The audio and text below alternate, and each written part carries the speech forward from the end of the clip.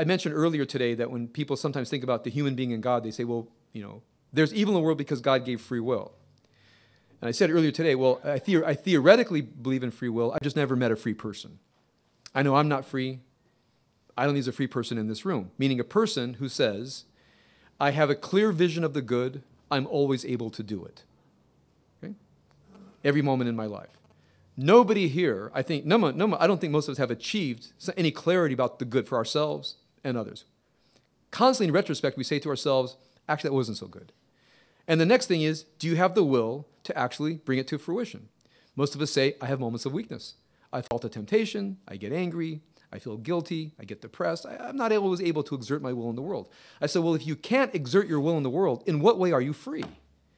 So none of us is free in the sense to actually exert the good in the world. So in that sense, from a Kabbalistic perspective, we are broken.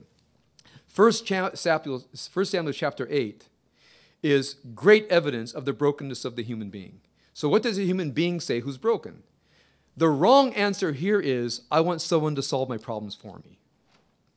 Okay? That's what 1 Samuel chapter 8 is doing, where there's a sense that having the king over us to solve our problems for us is not going to solve anything. It's just putting all the power in one human being that might be good, but most likely will be faulty, especially if you look at the history of the monarchy. John Milton reads the Midrash, and he comes back and says, it's not that there are two possible forms of government that are biblically ordained. You might call it the period of the judges without a monarch, or the monarchy here. He says, God actually hates the monarchy. God hates the monarchy.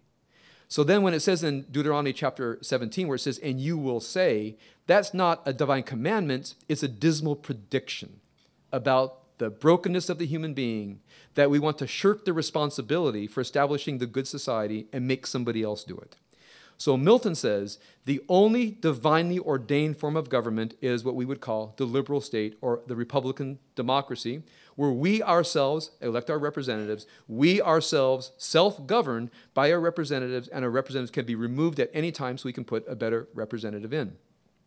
Now, so when I talk about the that I think that the liberal state is an act of prophecy, I mean, some people raise their eyebrows. And I want to say, first of all, I think it's embedded in the Bible. It's a biblical idea, the suspicion of the monarchy and absolute government, and therefore, you might say, the respect of self-government by the people. And secondly, when I think of the ideal of human goodness, certainly while a republican democracy, representative democratic government, can get it wrong, when it's, when sewn into it is an arrangement of human rights. But the question is at the core of our constitutional government. Can the people decide, vote something, and have it be done? And can a judge come and say, I'm going to thwart the will of the people because I have an agenda? That's the worst version. Or can one say, the will of the people cannot trump human rights? That's the constitutional question. So when people say, how do I feel about it? This is going to sound very strange to you. I'm exhilarated. I'm exhilarated that thoughtful people are brought back to the core of our constitutional process. This is the core issue. Forget about the substance of the issue. Think the theoretical issue. The will of the people versus human rights. We're faced with it again, and we have to think it through. So I'm fascinated, by the way, also in the Arizona law. Read the judicial opinion. Watch how our judges reason. Watch how our whatever side you're on. For me, it's electrifying that the foundation of our republic is happening again. This is the core question. And there's a belief in, overall, however you feel about this issue, that we will eventually get it right. With a republican democracy, with an independent judiciary, respect for human rights, and the will of the people, if we stay engaged enough, we eventually come up with the right answer.